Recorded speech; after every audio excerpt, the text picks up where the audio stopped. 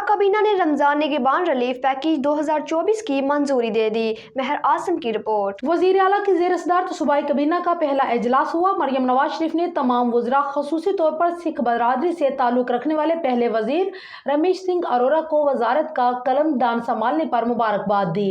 इस मौके पर काबीना ने रमजान निगहबान रिलीफ पैकेज 2024 की भी मंजूरी दी।